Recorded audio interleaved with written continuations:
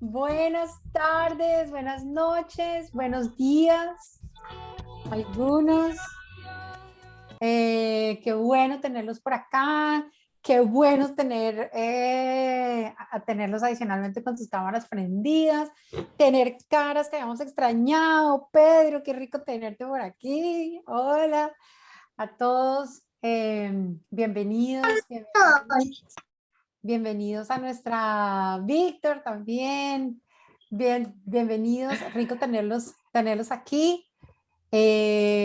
Hoy, como es nuestro primer mes del año, arrancamos nuestras videoconferencias con la presencia de Bob Dunham, nuestro maestro, nuestro fundador, nuestro amigo y pues nada, el diseñador del liderazgo generativo.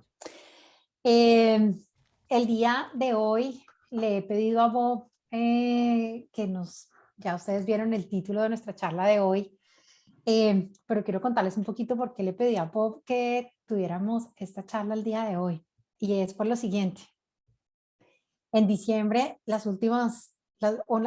una de las últimas cosas que hacemos muchos de los latinos, no sé si en todos los países, pero en mi país, es que nos comemos 12 uvitas con champaña. Entonces nos comemos una uvita y pedimos un deseo, y nos comimos otra uvita y pedimos otro deseo, y nos comimos otra uvita y pedimos otro deseo. Y muchas veces en estas uvitas se nos van enredando en el año o durante el año, y se nos quedan simplemente como deseos o como cosas que nos hubieran gustado que pasaran. Y cuando muchas veces mi equipo y yo hablamos con las personas que en nuestros procesos de consultoría, o los alumnos que quieren venir a hacer el programa de coaching y consultoría de liderazgo, la primera pregunta que les hacemos es, bueno, ¿qué es lo que quieres lograr? Y muchos dicen, quiero aprender a eso, a lograr cosas que no puedo lograr, que no sé cómo hacerlas. Pero adicionalmente también nos hemos dado cuenta que parte de lo que, una de las limitaciones más importantes que tenemos los seres humanos como líderes es realmente confiar en nuestro poder, confiar en nuestra capacidad de acción y tomar riesgos medidos para que lo que nosotros queremos realmente pase. Cada una de esas uvas que nos comemos en diciembre, o cada una de esas intenciones o esos sueños o esos deseos que tenemos, necesitan que nosotros confiemos en que somos capaces de hacerlo, y de esa manera ir fundando con acciones y no solamente con deseos lo que queremos que pase. Entonces, y es parte del irnos empoderando, el ir creyendo y el ir confiando en que lo que nosotros queremos puede pasar. Así que esa es como la introducción de la conversación que vamos a hacer el día de hoy con Bob. La traducción es simultánea. En la parte de abajo del Zoom van a encontrar un botoncito que se llama interpretación, y entonces ahí, si ustedes oprimen ahí, van a poder encontrar la versión en español o la traducción que va a ser simultánea y que la va a hacer nuestra amiga Bea, que por ahí nos está saludando. Si quieren hacerle una pregunta a Bob, también simplemente alzan su mano, abren su micrófono, la hacen en español y Bea va a estársela traduciendo también a Bob. Así que bienvenidos, y Bob, somos todos tuyos. Fantastic. Everybody give me a high 10. I want to see if we're alive. Okay, not just photographs. This is great. So we're going to have a conversation. Mary Bell is always challenging me. She says, we have 90 minutes. Can you change the world? And actually, my answer is yes, but I can't do it without you. So you're willing to be open to new points of view in this talk? Let me ask. If you're willing, we can go to some places to see our world, to see our reality, to see ourselves in new ways. So there's many things that we have learned over the last 4 decades of exploring leadership, helping people on their leadership journey, practicing leadership ourselves. And there's many things we've learned. I'm going to try to bring what's important for the theme tonight.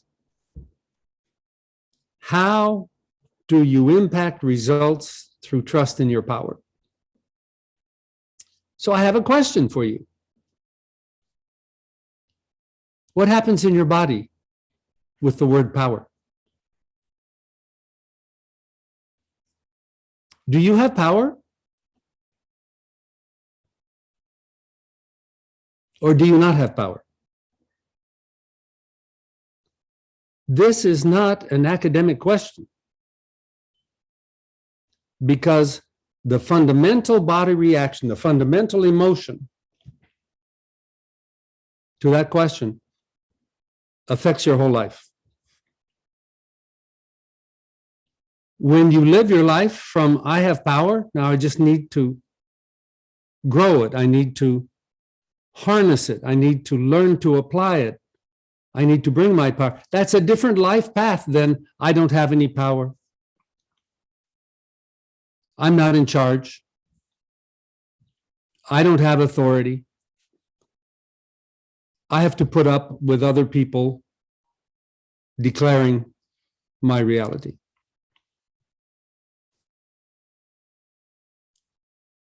But when we answer the question, and the body is so sure that the answer it has is real,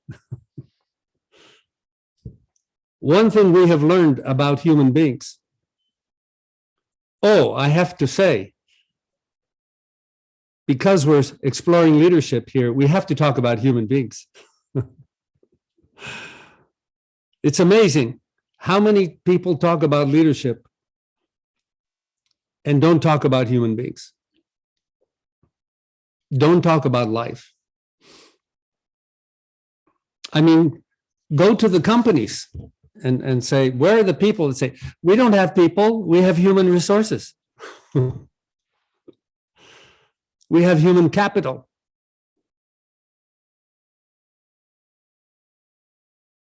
And so this conversation of power is not some abstract concept floating in the clouds. It is not simply a side effect of human beings, it is part of every human life.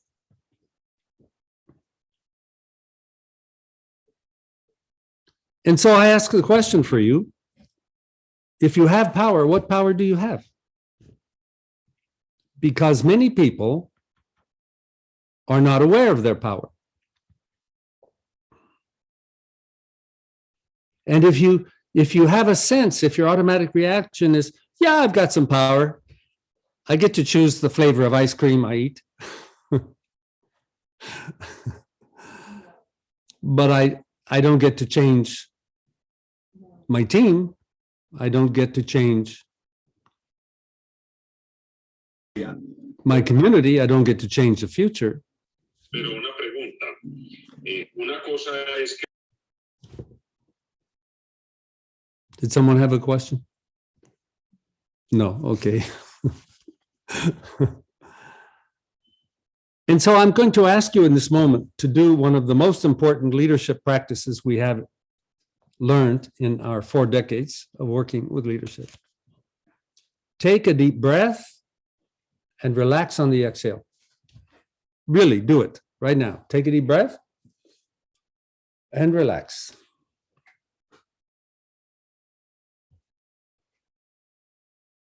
There are several reasons why we have found that to be important for leadership. One is that in our culture, many people have learned to be in their heads. We can be very smart, but we're not friends with our body. And since we're talking about leadership, since we're talking about being effective coaches and consultants with leaders in organizations, you can't do that without a body. You can't do that without affecting other bodies. This is one of the blind spots of our culture, that we think if we have new concepts and ideas, we will change our life. Never works. Only new actions change your life. Only new actions change the organization. And sometimes when we have been a product of our education system that taught us to learn concepts and be very smart and to know things in that way, we have a barrier to action. And then we have a perspective. I'm going to use the term zoom out. When we look at perspective, I want to zoom out and look at the big picture, not just the details. In workshops, sometimes people say, well, how do I do that? Give me the steps, 1, 2, 3. Oh, you know what? That becomes obvious when you have the right context. Do you even know what action is? Most people don't. Most people are in the perspective and the story that action is doing things. So I'm going to have a conversation here with you to show some perspectives of new contexts that will enable you to take new action. And that's what power is. Power is the capacity to take new action for new results. And that is actually our interpretation of learning. To know is not to understand. To know is to be able to act to produce new results. So that's the source of power we want to explore. And so, let me just say again, and you can write a couple of notes if you like. Where do you have power and where do you not have power?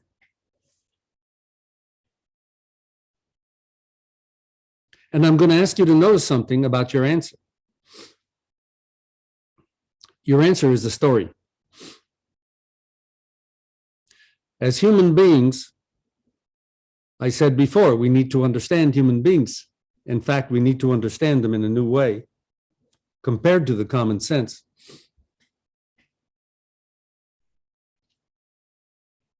Human beings live in stories. Everything is a story. And our mainstream common sense culture has forgotten to tell us that. So we think a lot of our stories are real. Like, I'm not good enough. I don't have power. This isn't possible. And yet, if you have a story, it becomes your world. And so, in looking at the human being, which I mean is looking at you, what kind of human being are you? What kind of stories do you live in? And when you begin to understand the power of stories, which is a source of your power, you see that you are not living the stories, they are living you. And so one of the first things we learned in our leadership journey was to wake up and look at the stories that we are living. Look at the stories that are living us. How are we doing so far? Is this making sense? Okay. And so we need to find the story. And when I say story, I don't mean fantasy. when we regard a story as fantasy, we don't believe it. It has no power. But when we say to a story, this is real, then the story has power. And so we want to look at what are the stories that enable you to build real power, real results in the world beyond what you do today. Are you interested? Because this is actually the field of leadership. Leadership is not simply being in charge. Leadership is not being the expert. Leadership is not being the one who knows. Leadership is not even the one who gives orders. Leadership is the capacity to create new futures and make them happen with others. And you have to have the right stories to do that. And if you have the right stories, then you have a power to create the future. So everybody take a deep breath.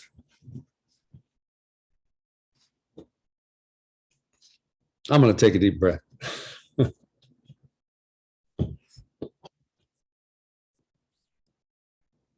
So let's look. This is the generative path that we have been exploring for 4 decades. Let's look for interpretations that are ones that show us action and results, and they're interpretations that are always valid. We call those interpretations generative. A generative interpretation is an interpretation that shows you action that will produce a result.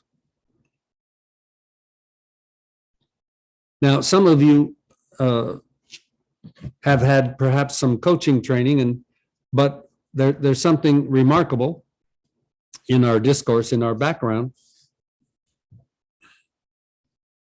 If you want to create the future, you need to create the action that generates the future. That has to be done in language. That has to be done in conversation. That has to be done in agreements with others. When we do that well, we have created something called the team. And when you do that well, you have performed an act of leadership. But here's the place I want to start. We start with a human being. We say generative leadership. Generative leadership means that you produce results that matter, that you generate results that matter. But when you look at human beings and the stories we live in and the actions we take, everybody's generating something. And so the human being is generative to produce what you're producing. When you say to something, I can do that, you have generated a space of possibility and action. When you say, I cannot do that, you have done the same. And so by being generative, there is a set of standards of being an effective leader that we call being generative. But if you're generating not being an effective leader, if you're a coach that cannot help a leader be more effective, you're generating that. And so I'm inviting you to zoom out and say, I'm generating. And my question to you is, what are you generating in your life? Are you generating power? Are you generating value? Are you generating satisfaction? Are you generating meaning or not? And we have found in our explorations over the years that human beings have the capacity to generate these things.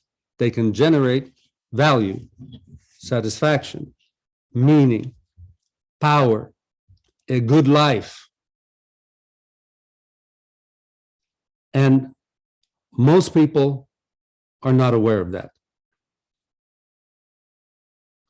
Most people are not sure it's even possible. And most people, if it's possible, they don't know how.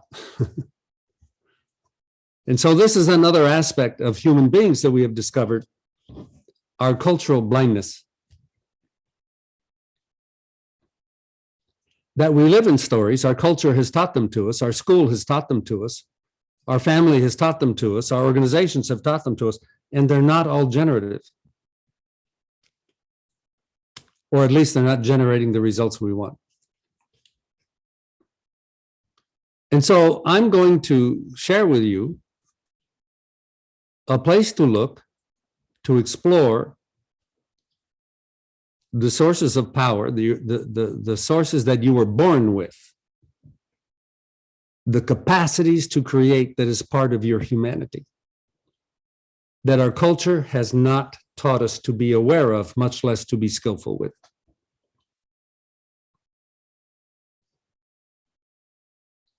And awareness is the first step. If you are aware of something, you have a choice of what you're going to do about it. If you are not aware of something, you have no choice.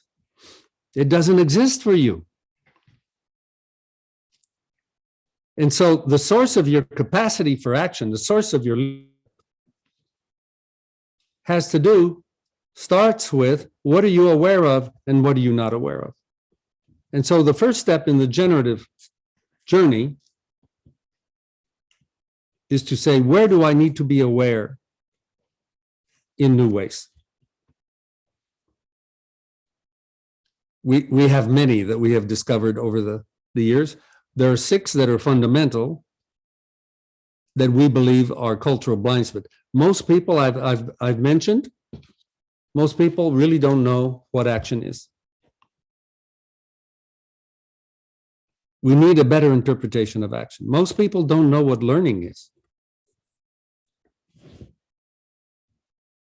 Understanding concepts and doing well in school is only learning school. It's not learning life. It's not learning action. Most people are not aware of the span of choice that's available to each of us as human beings.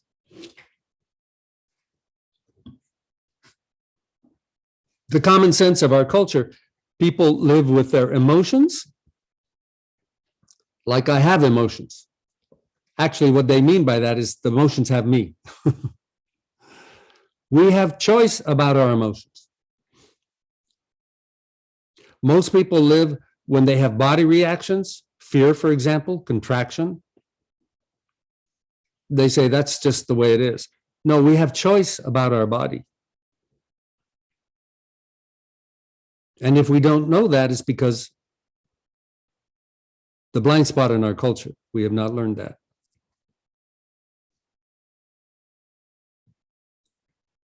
One of the blind spots is we don't know what a human being is. We're not just resources. We're creatures that create. And we either create what we care about or we don't. And we're still creating when we don't.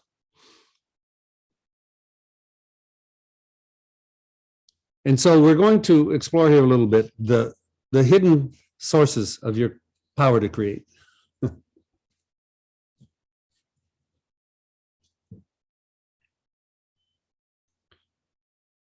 I've asked a question about power, and we're going to unpack power a little bit here later in our conversation.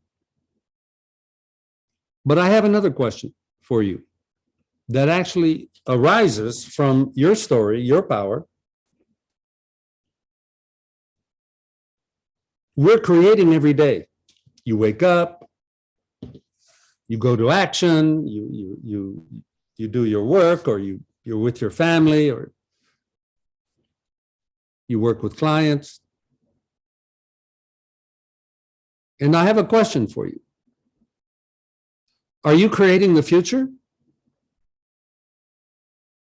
Are you creating the future for yourself and for other people, or are you creating the past again? Are you in the treadmill of the repetition of the past, including all its blind spots and its limits? Most people live in the treadmill. And if you ask them, well, what if you were to do something new? What if you were to grow? What if you were to make something new happen in your life and in the world? The answer that I most often get at the beginning with people is, I'm too busy. I don't have time. Or my God, if it costs money, I don't have money. And so you recreate the past. You don't have time and money, you create them. And hopefully we'll show how that's done, because time and money is something everybody would like to have more freedom, more power. So let's look at two common senses, and then we're going to go. I'm going to share the common sense and an uncommon sense to try to get oriented here. And then we're going to go to how do we generate this increased impact and results through trusting our power? Well, first of all, we need to have power. If you don't have power, you can't trust it.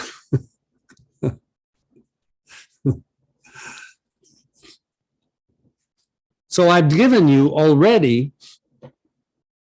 an amazing introduction to your power. You create the future in your stories.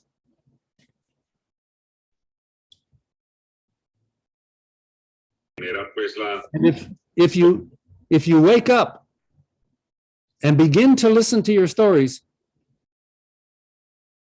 as stories, not as the description of reality, I'll take that as applause.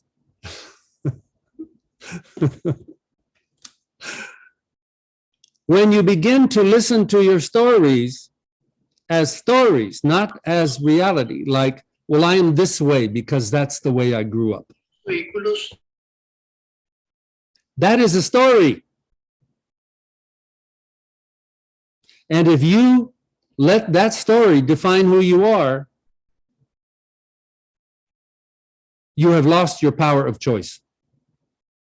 You see, when you begin to realize that you live stories,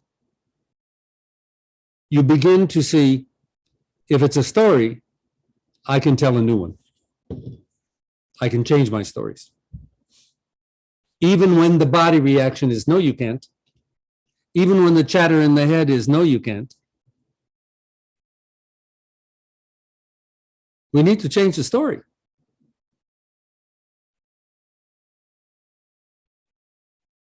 And leaders do that. That's what leadership is. But most people have not been shown that that's where it comes from. If you have a story, it can't happen. You're working on a project and you say, it can't happen, it won't happen. The story will win. And when you're working on a project and you say, I'm going to make it happen in some way, and I don't know how, you have a chance for that story to produce something extraordinary. So let me just tell a short story about myself before we go into the two perspectives and the place of building power. Where did I learn this stuff? Because I'm not just preaching the sunshine that comes through the clouds. I was in Silicon Valley early in my career and was in a company that was failing. Revenue was going down, and the revenue was going down because it was a computer company, because they were not able to get new products out the door. And all of a sudden we were looking old and non-competitive, and people were leaving the company like crazy. And I said, I want to leave too. This place sucks. And then I was invited to stay to help the company change, and I decided to stay, but I didn't know how. I made a commitment to produce a change and didn't know how I was going to do it. And so I began to listen. I began to look. I interviewed people. I asked for help. I say, where do I go learn how to do this? Now I would say, I asked the question, how do I learn leadership? And nobody could tell me. And then I had a fortunate accident. I went to a workshop on communication, and they say, action is produced in language. That was new for me. I thought action was moving your body. They said, action is shaped by commitment. That is shaped in the conversations you have. And we got very concrete. How do you make action happen? Request it. And when they showed me the power of making a request, I went back to my company and said, we have a lot of problems that we're whining about, and no one's making a request to do anything about it. So I was introduced to resignation. I was introduced to blindness. I was introduced to a very powerful conversation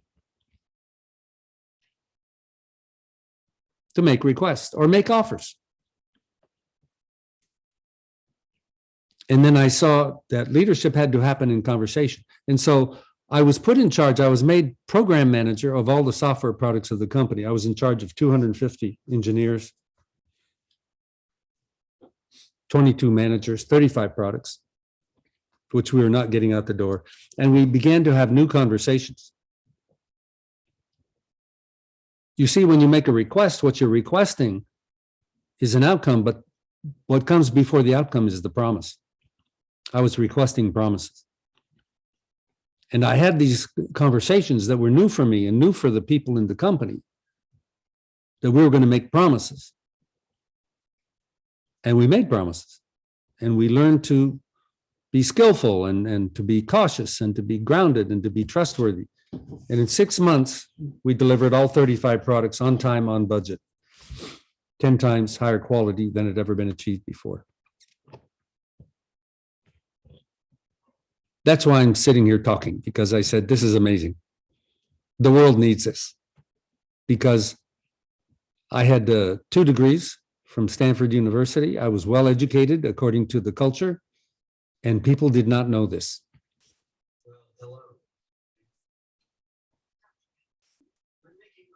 And so that was 41 years ago. I've been on the trail ever since to share this.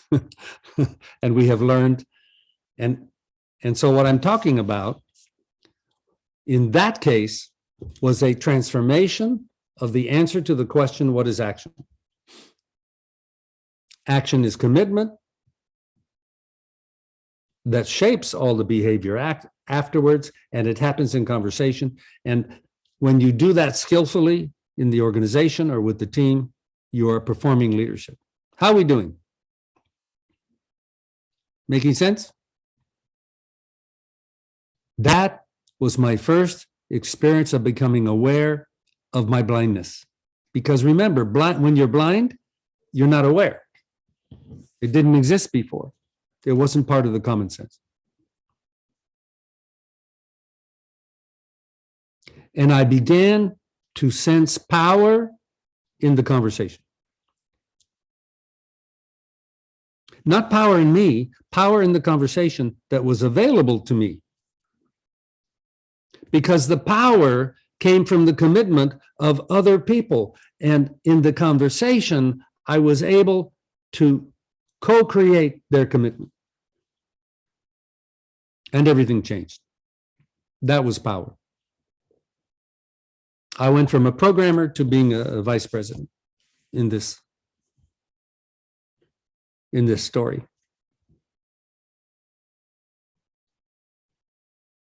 And so when I look, because we're studying leadership all the time, and when we study leadership, we also study why is it missing? And one of the things we've discovered is that a common sense of our culture is you can only promise, you can only do things when you know how. Does that make sense to you? You have to know what you're doing in order to produce a result?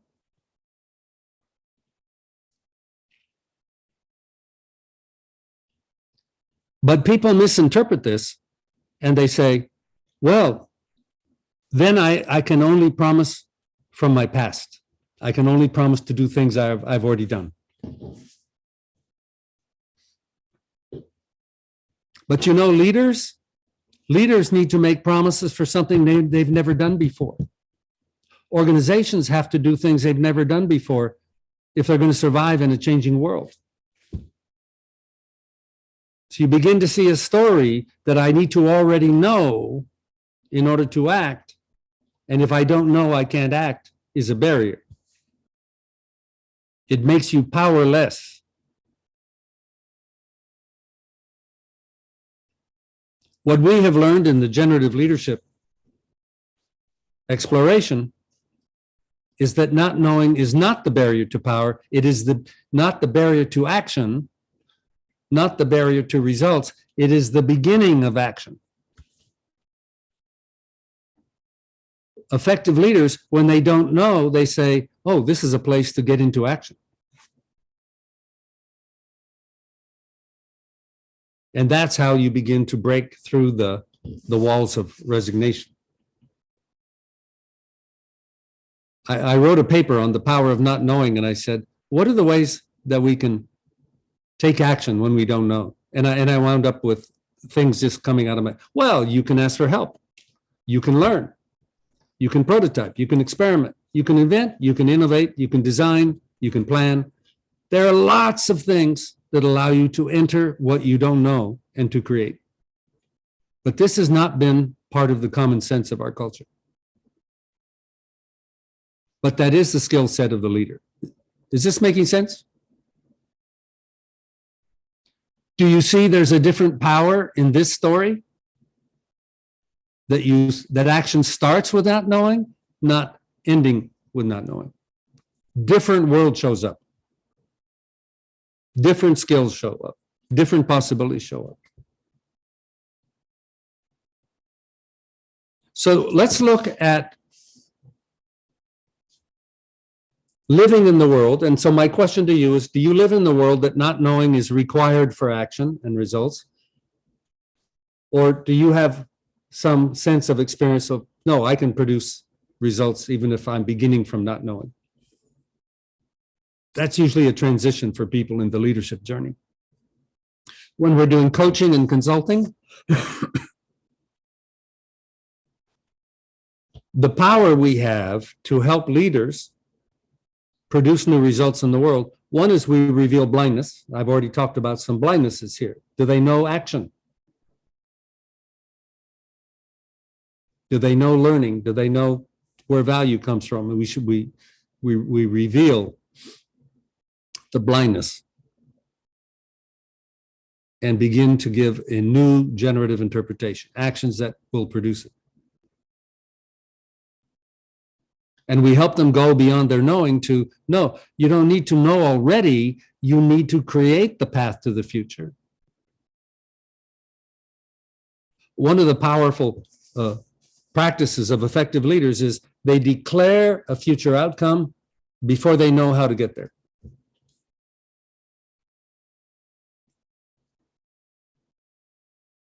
So I have a question for you now in the way you live your life to make this real and personal.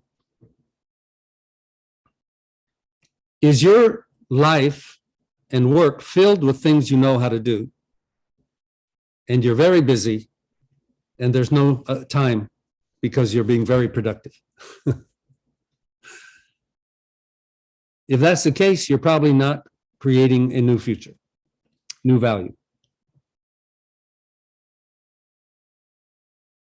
being productive and doing things can create value, but then we tend to get stuck because we become a production machine. We don't get to generate a new future.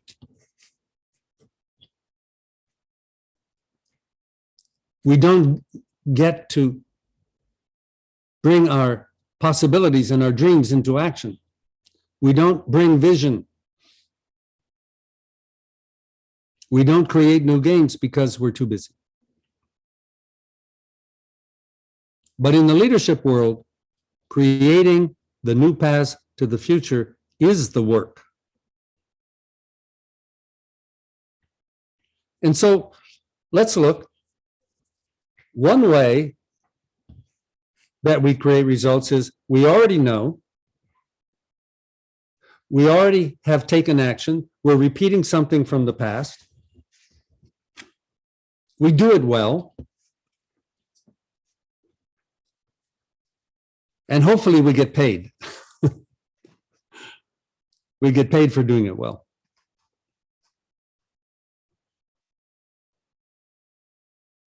And that's good. We need to learn to perform. But the interpretation I want to offer as the perspective, it's not about what you're doing, it's the promise that you're fulfilling.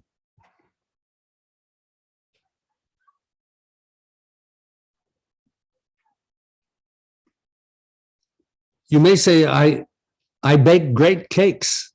They're delicious. People love them. When they eat the cake, they don't care how you did it. If you could figure out a way to make those great cakes, to make 10,000 of them a day rather than one, you would have the power of new action.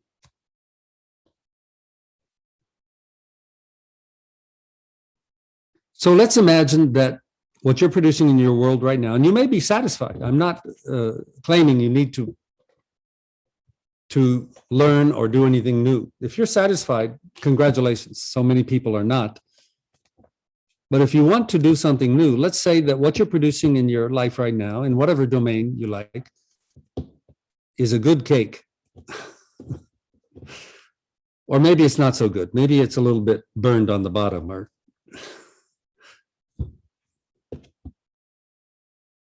how would you make a better cake? How would you make more cake? How would you make different cakes? And if I'm a little more provocative, I would say, well, how do you show, how do you imagine selling champagne along with your cakes? Could you imagine having your own highly regarded restaurant? Could you imagine having your own line of food?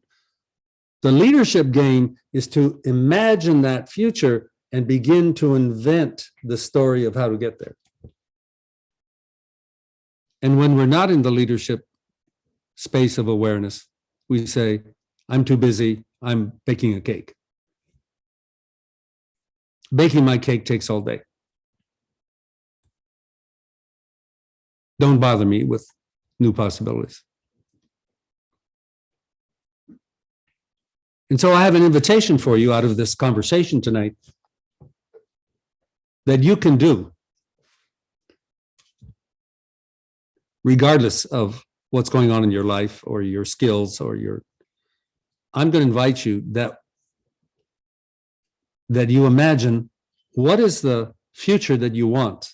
What is something that's missing that you truly care about in your life? And make a commitment right now. Make a promise to yourself, I'm going to make this happen.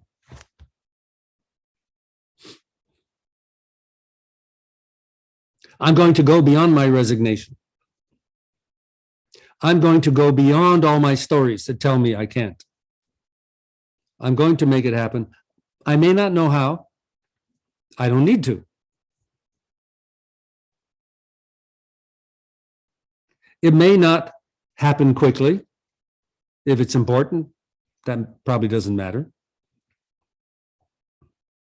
But I'm going to learn to create the steps for that future to happen rather than be in whatever story that I've been living in that's had me accept that it's missing. When I make this invitation to you, how does that feel in your body? What does that provoke in you? I see some smiles. Oh my God. Maybe we have some awakening here. This is a skill. This is a practice, and it is a source of power. You want to impact the results? You have power here. What you trust is your practices. And what we need is new practices. Have this conversation. I would recommend every day. It'll take you 30 seconds. I'm committed to this, and I'm going to invent how to have it happen, even if I don't know how today. That gives you a flavor of entering this new world of what we call leadership, but is really about a human being being in touch with their power to create. How are we doing? You can do this. You can do it right now. It's time to begin. Don't defer your life. Don't defer your power. And then we have another case. We have the case of entering the unknown and saying, where's my power now? Instead of knowing what to do, instead of having done it in the past, instead of already trusting the power of my skill from my past, I'm now going to trust my power to create a future in which I don't know what it looks like yet. And this is the space of leadership. And how do we learn leadership?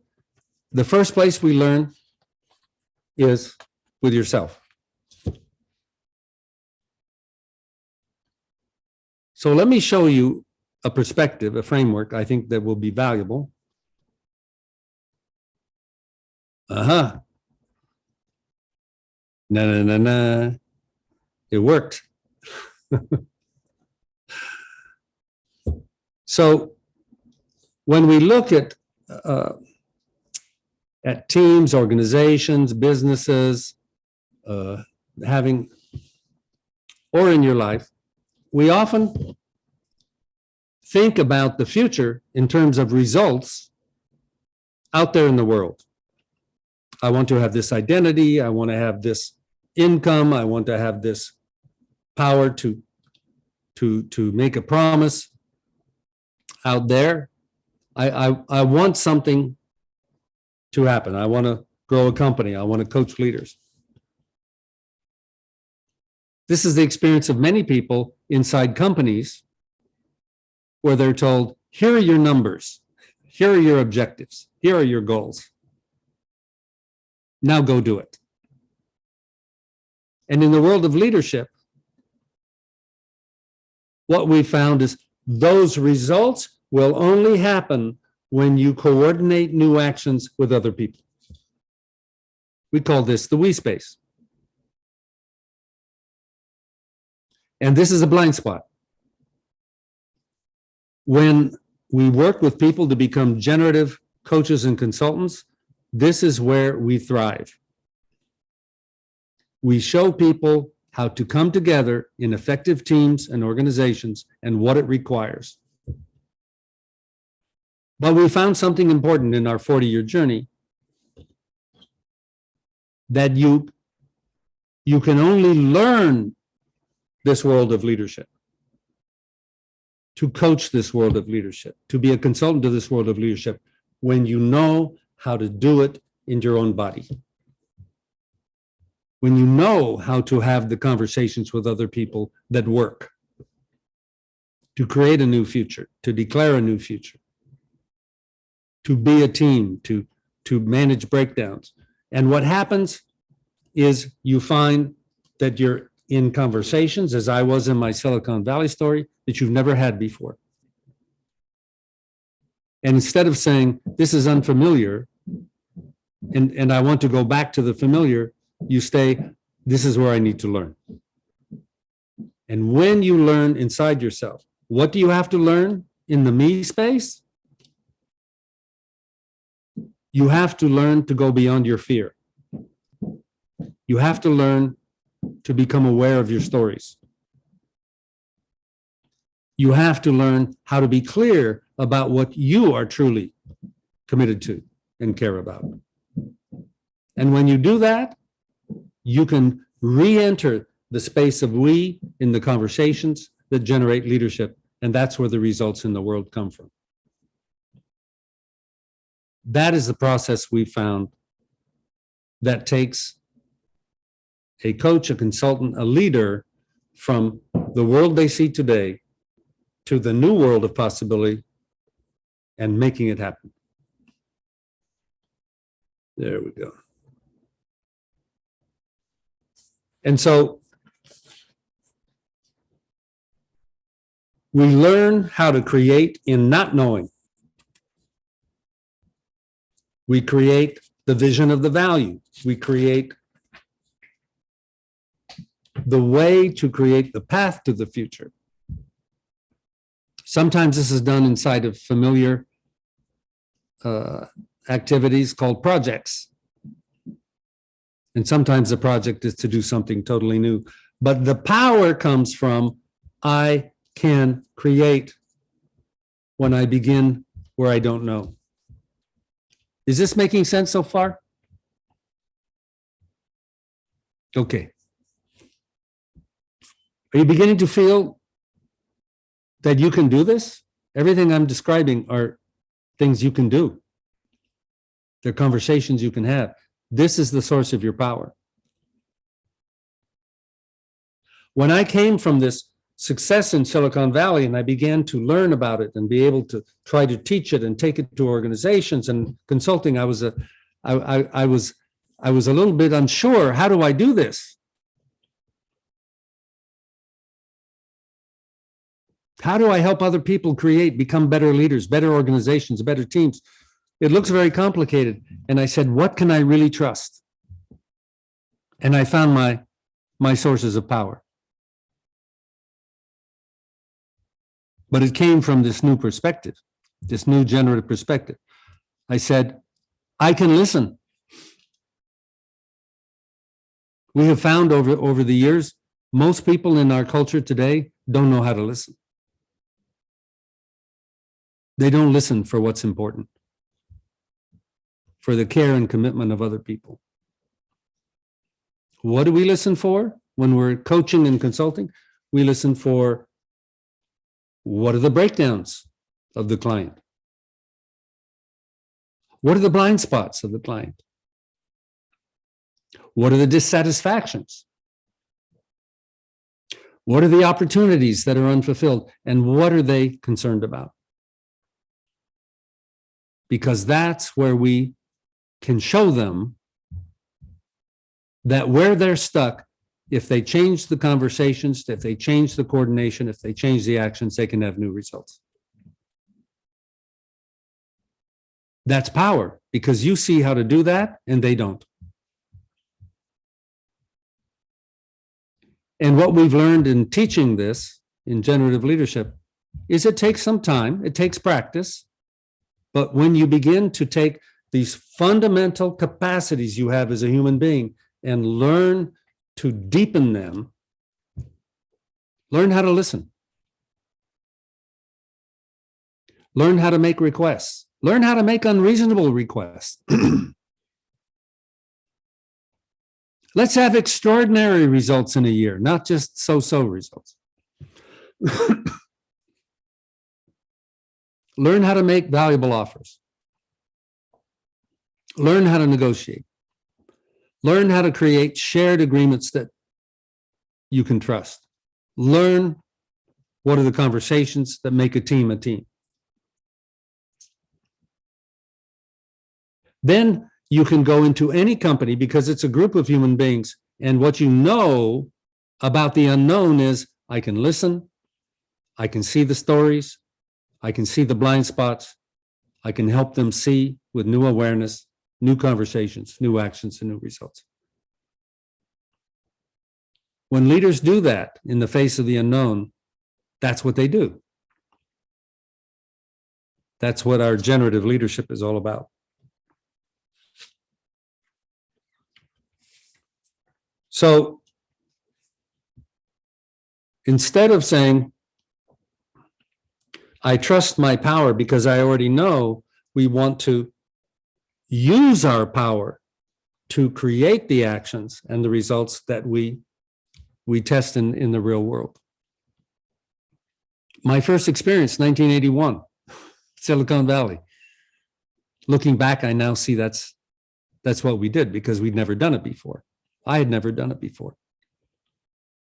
You trust the power of human beings to commit, to coordinate, to converse, to share promises and coordinate action. But they have to get past their old habits, their resignation, their moods, their fear, their blame, their anxiety, all of that. That's where leadership works. That's where the coach and consultant that produces extraordinary results with leaders, that's where we do our work. So are you beginning to see you have sources of power that maybe you didn't know about? That you can listen? That you can declare a future? That you can invent next steps? And just notice right now, when I say that, if your body's going, no, you can't. If the voice is saying, no, you can't. That's the old story.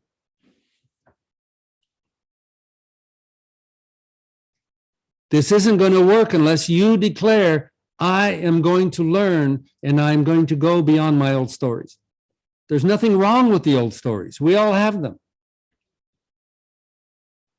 But the choice is, am I going to live those stories like they're the only ones I have available, or am I going to change them?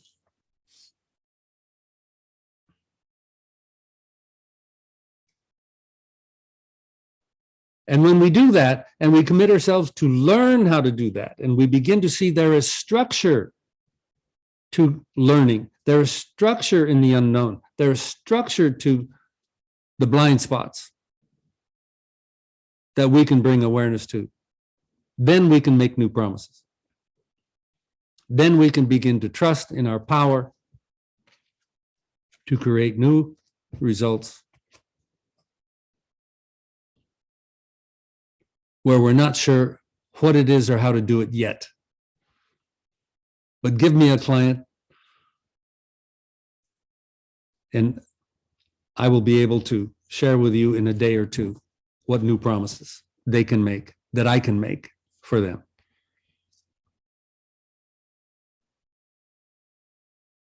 And the value in that game, the value I will be paid for is the promise that we create that wasn't there before, not the time I spent. We need to go from the logic of the performer, of the doer, to the logic of the leader, of the promiser.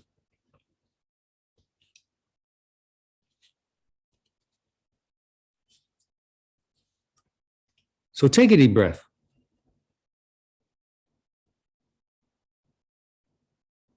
I'm speaking to you in a zoom out general description of what we have learned in 40 years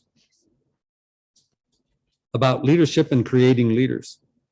But today I've tried to share with you these questions for you to look in your own life to see that you have these sources of power. There's nothing here that I've described that you can't do and learn, to declare a future, to be in conversation with other people, to create new agreements, to build a road to the future with a new plan and a new strategy, to infuse that action with commitment in yourselves and in the bodies of other people. This is the world of leadership. And so I want you to see the paths that you have here for trusting in your power to create bigger results. One is learning. There you get to have the comfort zone, the comfort blanket of knowing. I have learned, I can do it. And in our path of generative leadership, we give people the confidence to do the same in the unknown. That's like the advanced work. Because you have the power to create. And if your body's reaction is saying, I don't know if I can create, well, you're creating that. You're always already creating. We're just becoming awake. Okay, what is it I'm creating? And what is it that would enable me to create more of what I care about? When you learn to do that, that is the offer that generative leaders make to help others create what is cared about. Not just numbers, because it always happens through the co-creation of human beings.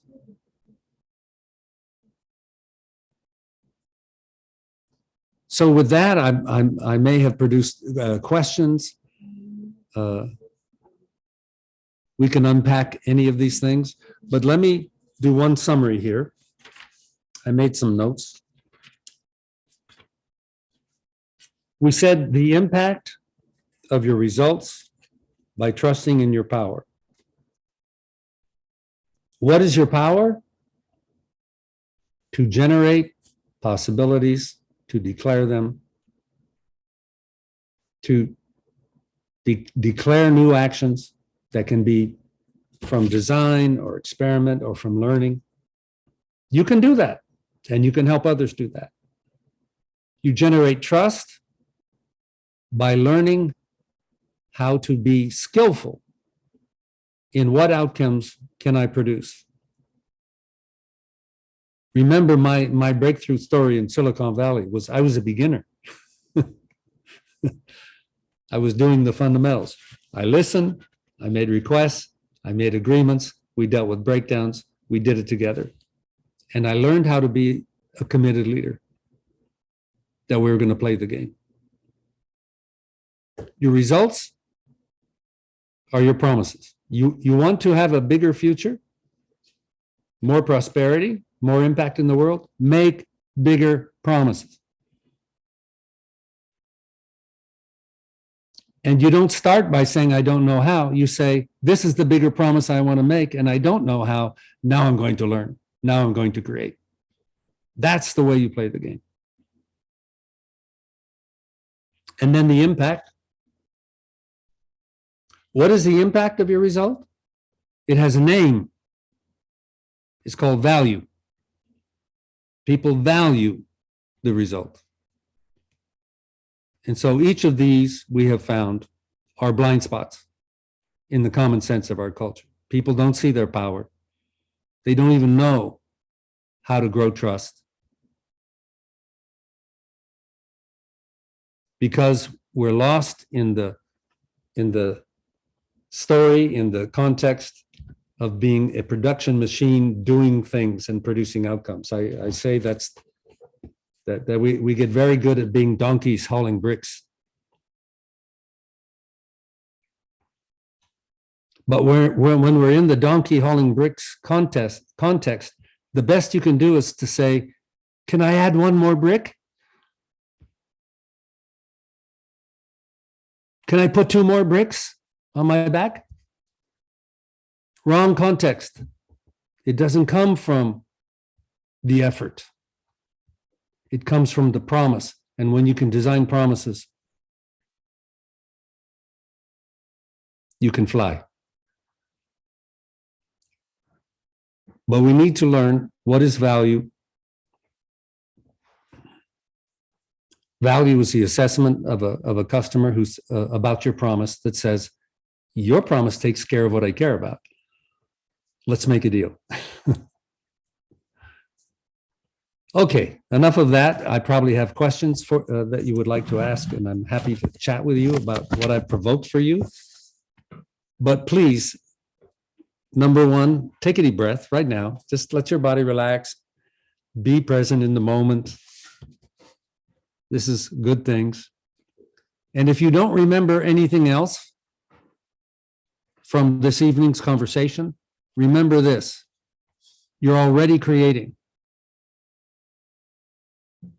All you need to do is bring your awareness to create something new and better.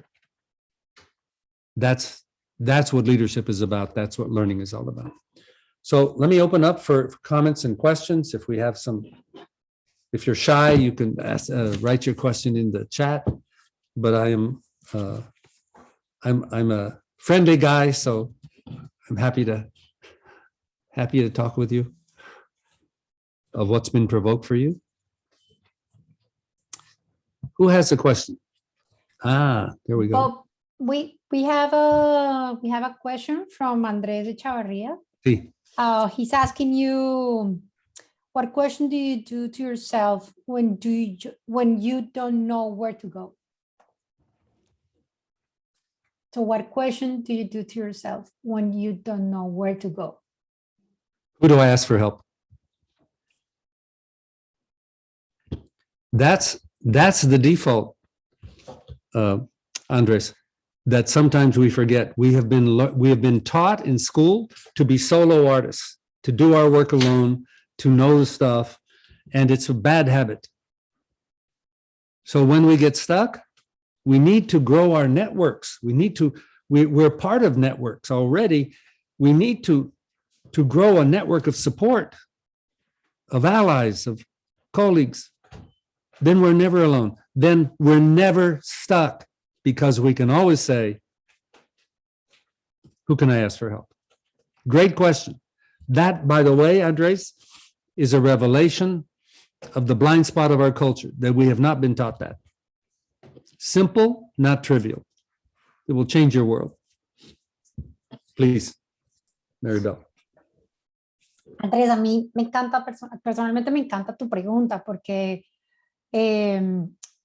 parte de la limitación cultural que tenemos dentro del liderazgo y dentro de las organizaciones es que precisamente te estancas porque estás esperando tener todas las respuestas, saber todas las respuestas. Profesionalmente tienes que saber a dónde ir y qué hacer. Entonces, normalmente nuestros clientes, cuando llegan ya a la estancia del coaching, es como que ya le tuvieron que haber preguntado a alguien, pero ya están en el borde de haber preguntado qué puedo hacer, porque normalmente pensamos que somos nosotros mismos los que tenemos que resolver el problema, sobre todo si estamos en cierto nivel de liderazgo. Entonces, lo interesante de lo que lo más interesante de lo que estás diciendo es que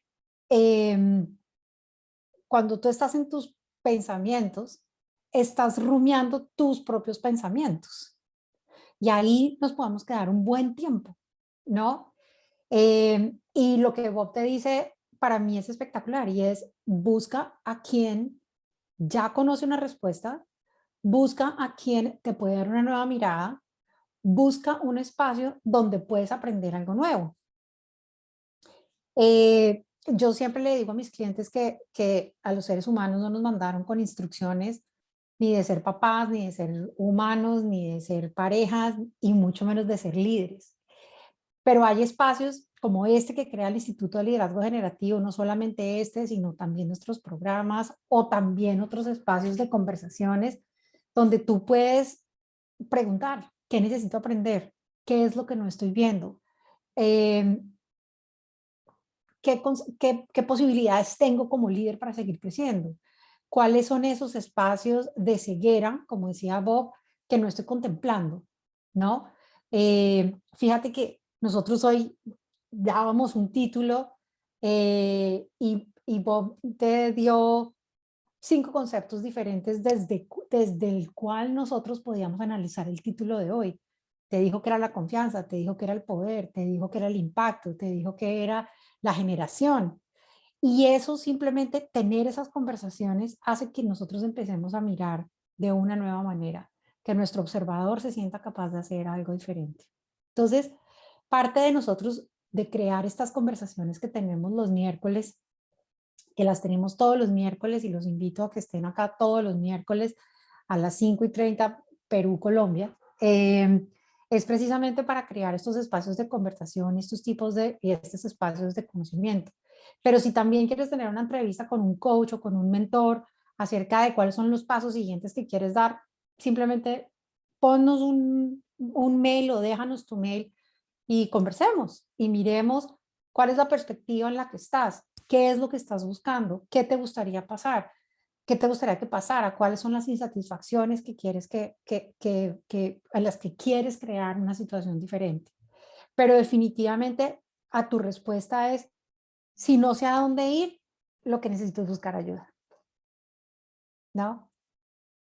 Así que simplemente déjame ahí tu mail y seguramente yo o cualquiera de los coaches, mentores, puede empezar y entrar en una conversación contigo y mostrarte cuáles son las posibilidades y saber a dónde podrías ir. Beautiful. Yeah. Sorry, go ahead. Yeah, go ahead, Maribel. No, somebody gave you another question. We have 2 questions. Okay, let me just say one more thing. Sí. One more thing for Andres. When we look for help, we look at the conversations that other people are having around the breakdown. And just as one example in this area of not knowing, we have found some beautiful thinking by other people. When we do that, we bring it into the space of generative leadership, where a fellow named Snowden invented this beautiful taxonomy of not knowing. He said there is the known, where most people live. The past is the future. Then there's the knowable, that we have the design space, we have the techniques to generate something new. But then he said there's a complex. You can't use your current techniques. You have to invent a new view of the world. And then there's chaos. And then there's mystery. And each one has different practices for exploration.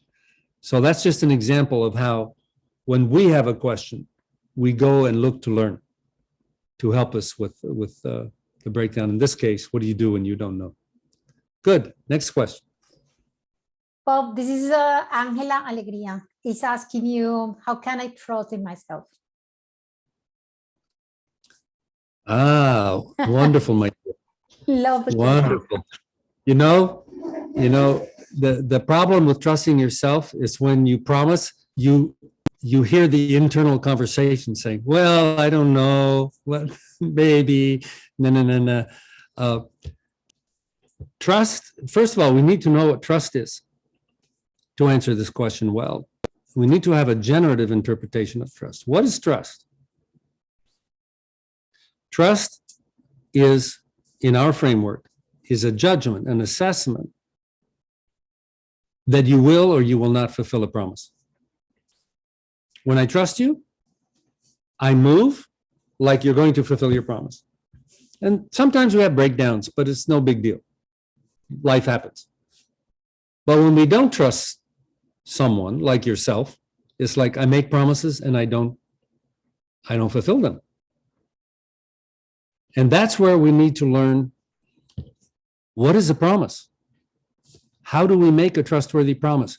And when we promise to ourselves, part of what Angela's asking here is a huge breakdown in our culture. We tend to be willing to make promises and work hard for other people, and we treat ourselves very badly.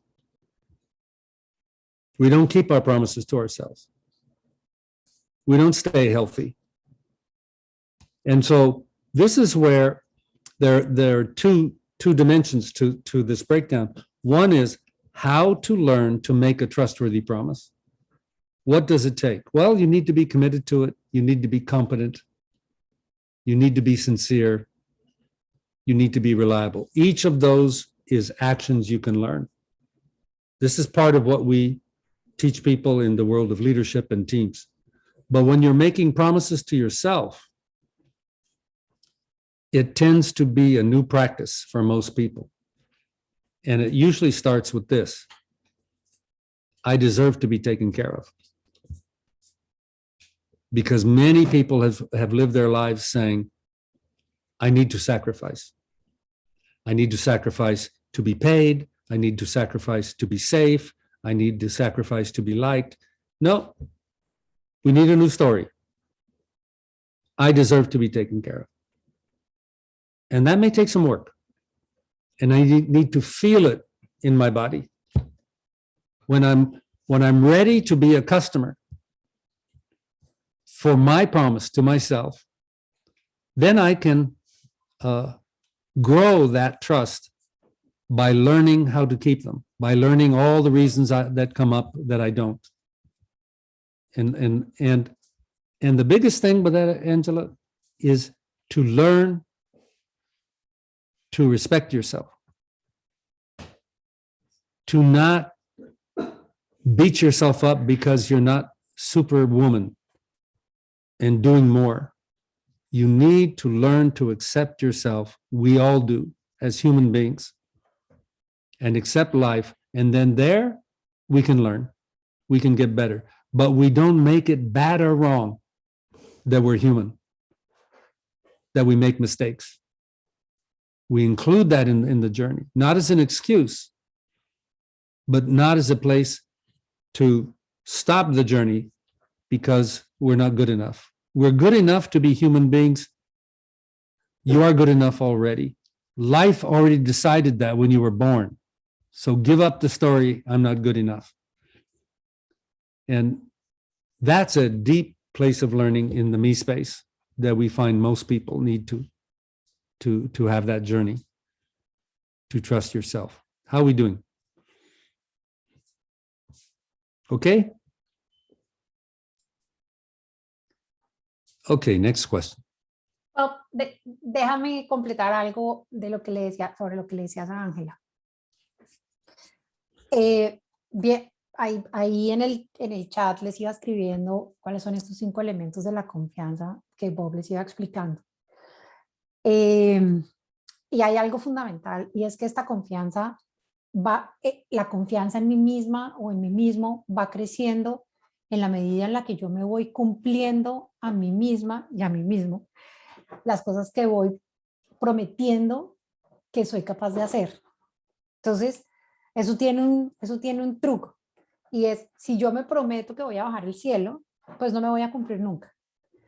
¿Por qué? Pues porque es imposible. Pero si yo voy prometiendo, si yo voy haciéndome promesas que puedo ir, que son retadoras, pero que las puedo ir conquistando y me cumplo y me siento satisfecha con lo que hice y me pongo otra y me cumplo y me siento satisfecha con lo que hice y me pongo otra y me siento satisfecha con lo que hice y lo cumplo, entonces mi capacidad de acción, que es mi poder, como les estaba diciendo Bob, va creciendo.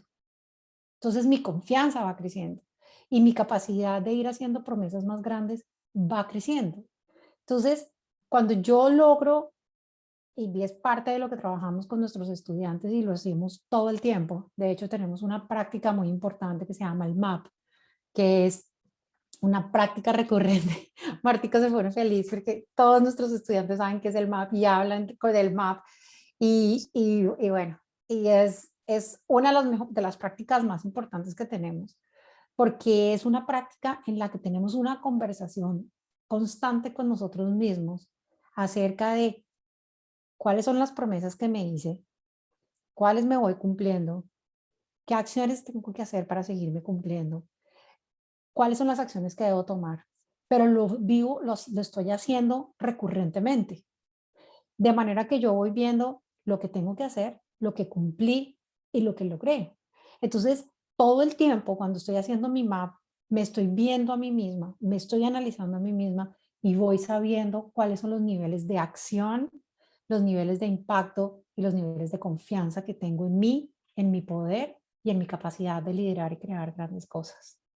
Entonces, es como para contarles un poco que hay personas que piensan que la confianza es como una emoción de la piel. No, es un juicio generativo de que soy capaz de construir lo que digo que soy capaz de construir y lo voy desarrollando en la medida en que me permito decirme a mí misma, esto lo puedo hacer y cómo lo puedo hacer.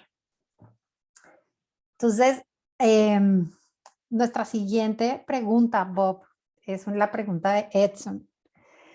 Te la voy a leer en español porque creo que Bea te la puede traducir mejor que yo.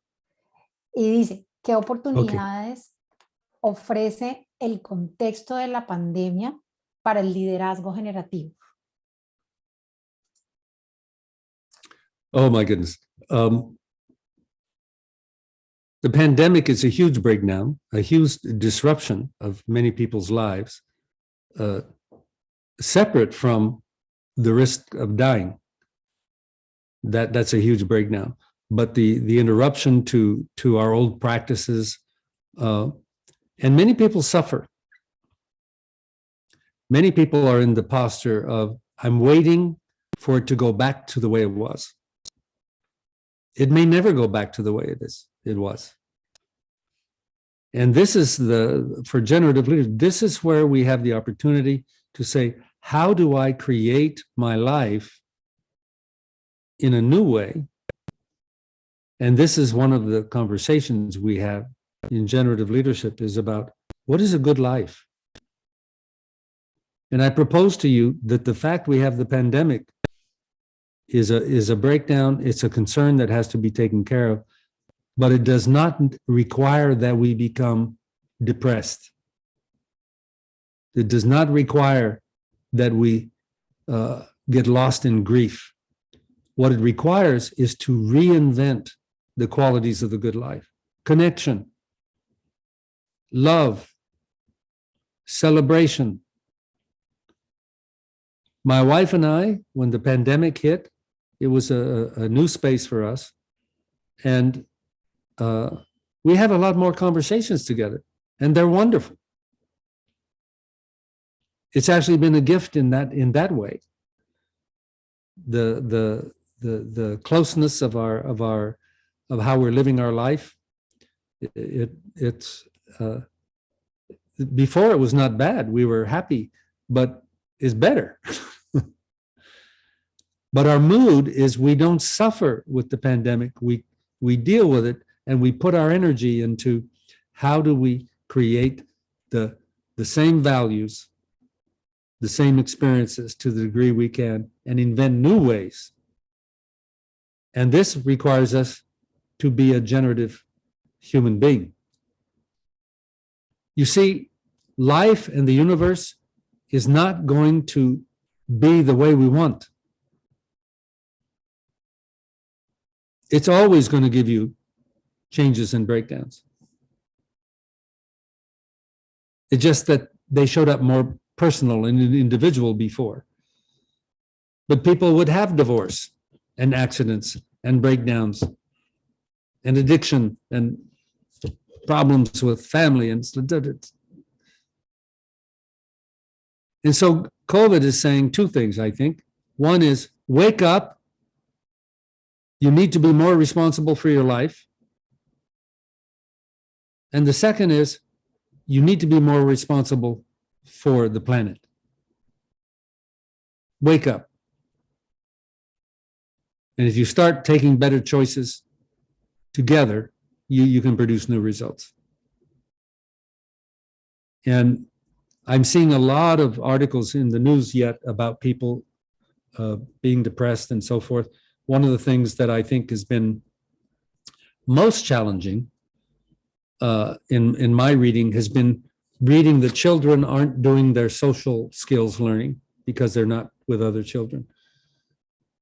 And I can see that, but I also can say, what are we going to do about that? Are we going to let the story that's happened and there's nothing we can do? Or are we going to do something about that? And I think that's the call of a big breakdown. What are we going to do? And if we step up to it in the mood of, let's create something new, we don't need to know the answer.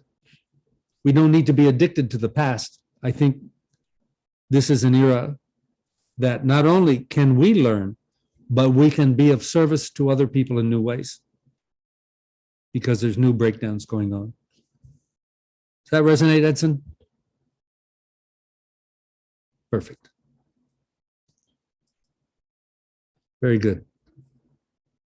What else we got, Maribel? We have Pedro.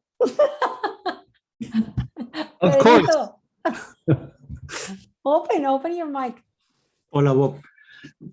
Mi comentario es de como de agradecimiento y de reconocimiento, Bob.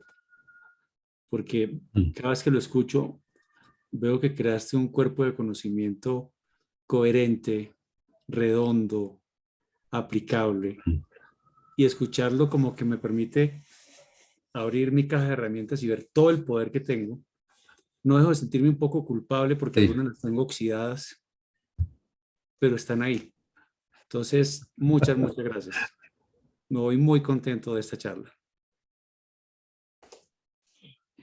Beautiful. Pedro, eso es como montar en bicicleta. Lo único que tienes que hacer es ponerlas en práctica otra vez. Pedro fue alumno de nuestro programa de primer nivel hace el 2020, ¿no es cierto, Pedrito? Sí. Es como montar en bicicleta. Vuélvelas a poner en práctica, vuelve a tus conversaciones, vuelve a tu map y lo vuelves a adquirir. Sí, definitivamente estoy con el map, pero aquí definitivamente seré más usuario del dojo de los viernes. Claro que sí. Bienvenido, muy bienvenido. Awesome. Let me say, Pedro, what is provoked for me, and thank you for your comment. Generative leadership is fundamentally about life. It's about life and living. It's not about doing this technique called leadership. And as we practice over time, when we see the value of being a new observer, of seeing new possibilities, of having new conversations, of taking care of what we care about in a new way, you can grow over time. And you become a different human being. You become more generative. And so this is a lifetime journey. This is not a course. Our programs are to give you the gift of life, of a lifetime of learning, not simply information, new concepts or new technique. And that is one of the most fundamental lessons we have learned about learning that is so challenging in our culture, because our entire learning experience was about learning concepts, not how to live. And that's the point of leadership, to make a better future, to make a better world, to make a better life. And so we just practice. The best thing I could say for someone who's out of the practices of the program, form a group, a practice group, not for the course, for you. And just continue to share. I have learning groups. We put people in the program into learning teams. I have people in learning teams that have been meeting since 2000, because they saw the power of their learning was about their life, not about the course. And so I invite you, do that, and it will keep you alive. It will give you a gift. Thank you. Miss Maribel. Martica. Buenas noches. Hola a todos. Bob, we have many Brazilian people today.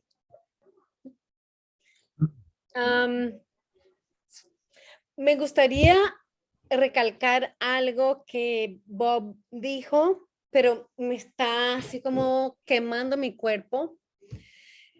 Para la gente que está en búsqueda de un sponsor y que viene con esa pregunta de cómo puedo hablar de algo que todavía no sé.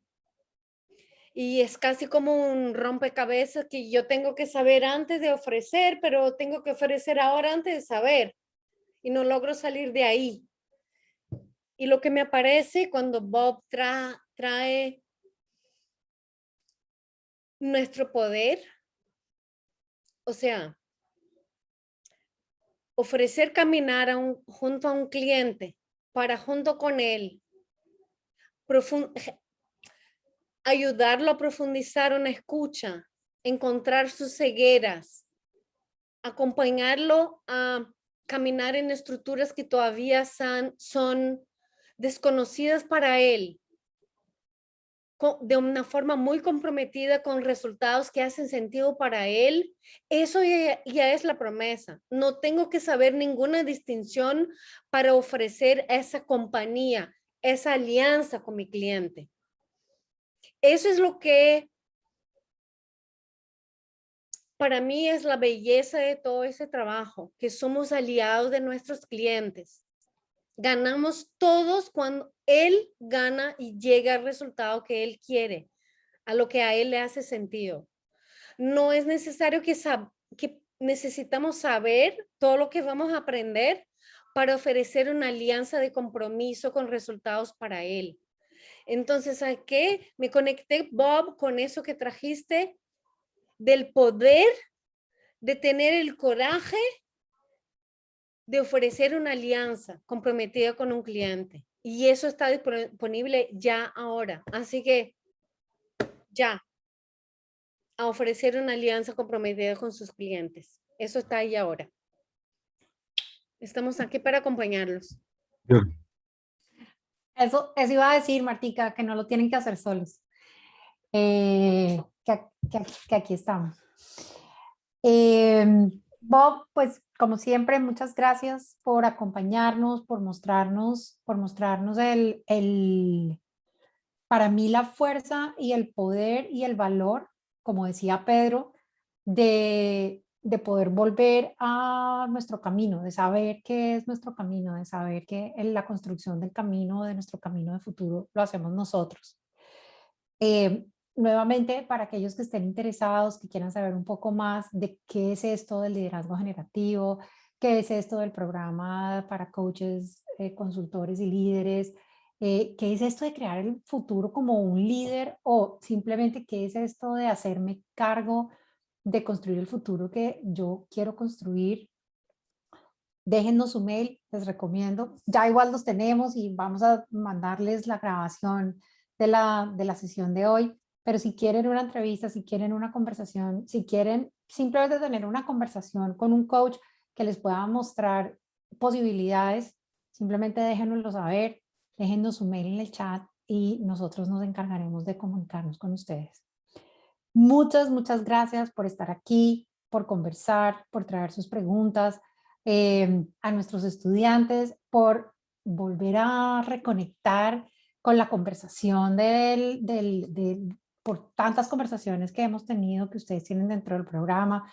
Estoy viendo a Dianita aquí, que hacía rato la veía, a Diana Madrigal, estoy viendo a Diego Tripali, estoy viendo, bueno, a Pedrito, a Ángela. Muchas gracias por venir, por volver, por seguir con la inquietud de qué fue que eso que aprendí, cómo lo puedo volver a poner en práctica y cómo puedo volver a seguir aprendiendo de mí mismo y de lo que estoy haciendo en este camino de liderazgo en el que quiero seguir evolucionando.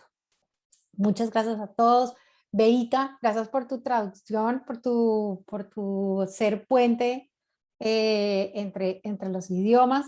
Los esperamos dentro de la próxima semana. Vamos a tener a Olga Bustamante, que es una de nuestras alumnas de tercer año, con una presentación increíble o una conversación increíble que es la resignificación del trabajo.